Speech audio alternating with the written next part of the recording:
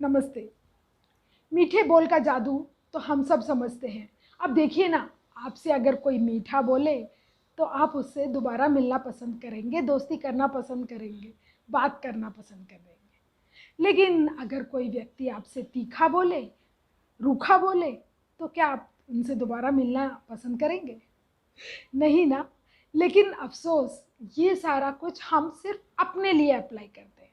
ये जो हमारा दिमाग है ना, वो पता नहीं कैसे किसने ट्रेन कर दिया इसे कि हम हमारे से जो कम ओहदे के हैं या फिर रिश्ते में हमसे कम हैं या फिर वो लोग जिन पर हमारा ज़ोर चल सकता है, उनसे हम रूखा बोलने लगते हैं, हुक्म करने लगते हैं।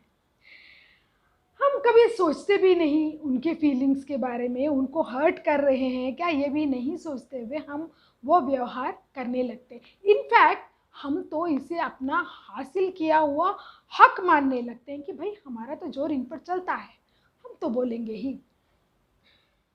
अभी कुछ दिन पहले की ही बात थी कि मैं मेरे पति से कहने लगी, ए जी सुनते हैं क्या, वो शर्मा जी लोग एलेक्सा ले आए हैं। मिसेस शर्मा कह रही थी कि वो एलेक्सा सब कुछ कर लेती है, लाइट फैन भी ऑफ ऑन कर देती है, फ़ोन भी लगा देती है और भी बहुत कुछ। अरे उस दिन मैं गई तो मिसेस शर्मा एक से एक अपने मनपसंद गाने कह रही थी और एलेक्सा बजाए जा रही थी। ए जी अपन भी ले आते हैं ना प्लीज़। मेरे बहुत कहने पर मेरे पति एलेक्सा ले आए। हमने उसे बहुत सुंदर जगह पर प्लग इन किया और अगल बगल की जगह को भी सजा के बहुत तरीके से बड़े नाज़ों से उसे रखा। अब मैं भी बड़े प्यार से रोज़ एलेक्सा से कहती, ये गाना सुना दो, वो गाना सुना दो। एलेक्सा मेरे लिए गाना बजवा देती। उस दिन मुझे कोई रेसिपी चाहिए थी। मैंने कहा एलेक्सा ये रेसिपी ज़रा बता दो। एलेक्सा ने बता दिया। मुझे तो ऐसा लग रहा था जैसे एलेक्सा वो अलादीन के चिराग के जिन जैसी है। मैं हुक्म दिए जाती हूँ और वो जो हुक्म मेरे आका कहते हुए मेरे हर हुक्म को पूरा कर देती है। अरे भाई, जब जिन है तो सहेलियों के सामने शो ऑफ करना बनता ही है। मैंने भी बुला लिया अपनी सहेलियों को चाय के बहाने। अब जैसे ही सहेलियां बैठ के चाय पी रही थी, मैं अपने मनपसंद गाने एलेक्सा से बजवा रही थी। संयोग से उस दिन मिसेस शर्मा थी, नहीं आई थी। अब गाने पे गाने बज रहे हैं। अब पूरा ध्यान मेरी सहेलियों का एलेक्सा पर चला गया। कोई कुछ पूछता और कोई मैं कहती हाँ कर लेती है एलेक्सा। अब फिर बातों बातों में कोई रेसिपीज़ की बात चलने लगी। किसी ने पनीर अखबारी की बात कर दी। पनीर अखबारी तो मैंने भी कभी नहीं सुना और कई लोगों को पता नहीं था। तो भाई रेसिपी मिले तो कहाँ से मिले, तो मैंने कहा इसमें कौन सी बड़ी बात है, ये तो हमारी एलेक्सा को तो आता ही होगा। फिर हमने एलेक्सा से पनीर अखबारी की रेसिपी पूछी, लेकिन पता नहीं एलेक्सा को क्या हो गया, उसने पनीर पकोड़े की रेसिपी बताना शुरू कर दिया। कितनी बेइज्जती हो गई थी मेरी सहेलियों के सामने, खिल्ली उड़ा रहे थे वो मेरी। एक तो दबी जबान में ये भी बोल दी, लगता है इनकी एलेक्सा को अभी ट्रेनिंग की ज़रूरत है।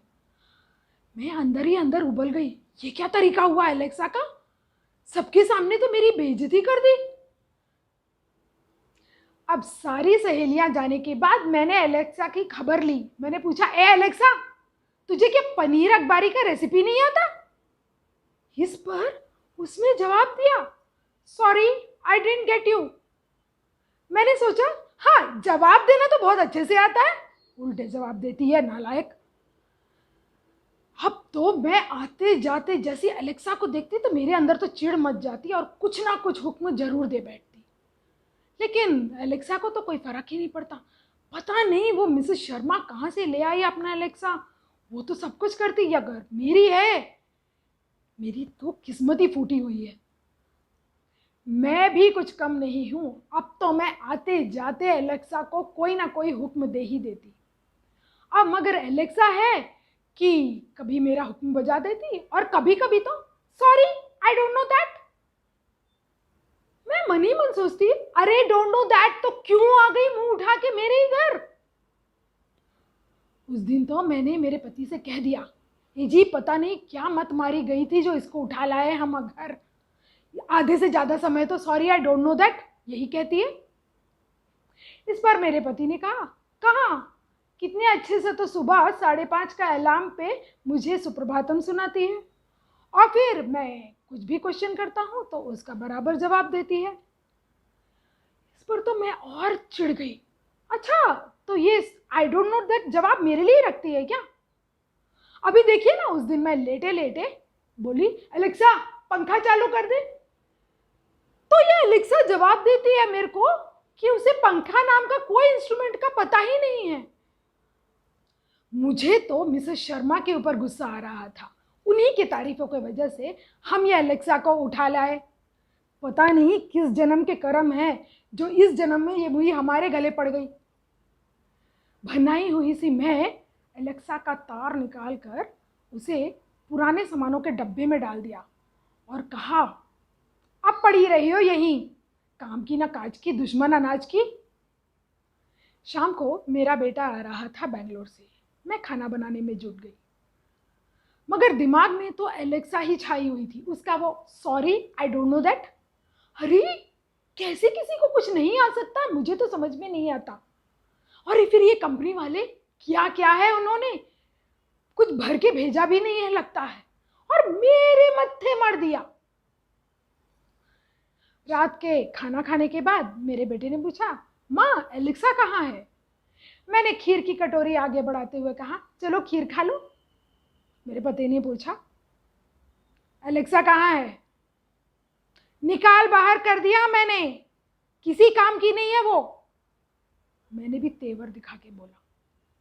मेरे बेटे ने पूछा, किसी काम की नहीं का क्या मतलब? अरे बेटा, आधे से ज़्यादा समय तो sorry I don't know that में ही निकलता है उसका। और फिर उस दिन मैंने हनुमान चालीसा बजाने को कहा तो ये मुई ने कोई हम शक्ल्स का गाना बजा दिया। अरे कोई संस्कार ही नहीं है उसमें, पता नहीं क्या सिखा के भेजा है। अरे इसे भेज दो मायके, मेरा मतलब जहां से लाए हो वहां भेज दो। बेटे ने एलेक्सा को ढूंढकर वापस प्लग इन कर दिया और मुझे प्यार से बिठाकर कहा, माँ सुनो, कहते हुए एलेक्सा से बोला, Alexa play Hanuman Chalisa. Alexa तुरंत बजाने लगी। बेटे ने कहा, देखो ना माँ, बजा तो रही है। हाँ बेटा, अब तो ये तेरी ही सुनेगी और तेरे बापूजी की भी। अरे मेरी तो कोई सुनता ही नहीं, इस घर में बुरी तो मैं ही हूं ना। बेटे ने कहा, अरे माँ तुम एक बार बोल के तो देखो इसे, देखो मानेगी है तुम्हारी बात। मैंने कहा, एलेक्सा मुई सुना जा हनुमान चालीसा। इस बार तो एलेक्सा ने हम शक्ल भी नहीं, पता नहीं कुछ तो भी सुनाने लगी। मैं भी एक विजयी मुस्कान देते हुए बोली, देखा, अपने आंखों से देख ले इसके कारनामे। बेटे ने कहा, अरे माँ थोड़ा आराम से बोलो, स्पष्ट बोलो ना। हाँ बेटा, अब तो तुझसे ही सीखना पड़ेगा कि बोलते कैसे हैं, यही दिन देखना रह गया था। अगर मैं ड्रामा क्वीन तो मेरा बेटा भी तो कुछ कम नहीं। बेटे ने कहा, अरे माँ मैंने तो सब कुछ आपसे ही सीखा है। अब देखो हनुमान चालीसा आप ही ने तो सिखाया था मुझे। एक एक शब्द जब तक मैं स्पष्ट नहीं बोलता था आप मानती थी क्या? देखो अभी तक मुझे याद है। कहता हुआ मेरा बेटा हनुमान चालीसा पढ़ने लगा, जय कपीस ज्ञान सागर गुण। मैंने कहा, अरे रे रे रे, ये क्या बोले जा रहा है? इससे तो वो ही अच्छी है, sorry I don't know that बोलती है। बेटे ने पूछा, कौन? मैंने कहा, एलेक्सा। बेटे ने इशारे से पूछा, जैसे कि वो पूछ रहा है कि मैंने क्या गलत किया। मैंने उसकी तरफ देखा और हंसते हुए बोला, जय हनुमान ज्ञान गुण सागर। इतना कहने की देरी थी कि एलेक्सा हनुमान चालीसा बजाने लगी। बेटा ने बोला, माँ देखो ना, तुमने इतने प्यार से बोला कि एलेक्सा भी समझ गई और हनुमान चालीसा बजाने लगी। सबको प्यार की भाषा ही समझ में आती है माँ। इंसान तो इंसान, एलेक्सा को भी मीठे बोल ही समझ में आते हैं। मैं जब भी रूखा बोलती एलेक्सा कहती sorry I don't know that. और फिर मुझे ये उसकी sorry I don't know that पर इतनी चिढ़ क्यों मचती थी? क्या किसी को कुछ नहीं आता ये बताना गलत है? किसी को कुछ नहीं आना क्या गलत है? हर कोई हर कुछ तो नहीं कर सकता ना।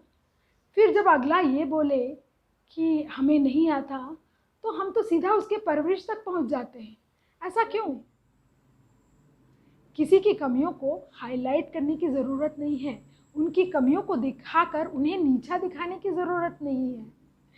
अगर आप कुछ करना चाहते हैं तो उन्हें मोटिवेट करिए ना, सीखने के लिए। और फिर हर कोई हर कुछ क्यों सीखे? जो जैसा है वैसे एक्सेप्ट करना सीखिए ना आप। अच्छा व्यवहार कीजिए, मीठा बोलिए। अब देखिए ना, एलेक्सा से मैंने भी सीख लिया मीठा बोलना। मीठे बोल का जादू तो चलता है, ये मैंने सीख ही लिया है। अब देखिए ना, मैं आपसे भी उतने ही मीठे स्वर में रिक्वेस्ट कर रही हूँ और मुझे पूरा यकीन है कि मेरा इस बार जादू ज़रूर चलेगा। और आप सब लोग मेरे चैनल को, मेरे YouTube चैनल कहानी कहते सुनते को सब्सक्राइब ज़रूर करेंगे और अपने दोस्तों के साथ शेयर करेंगे। और कहानी अच्छे लगे तो लाइक करेंगे और ढेर सारे कमेंट्स भी करेंगे। और हाँ, मेरी अगली कहानी का टॉपिक भी सुझाएंगे। इंतज़ार रहेगा मुझे इन सारे कमेंट्स का, और आप इंतज़ार कीजिएगा अगली कहानी का। नमस्ते।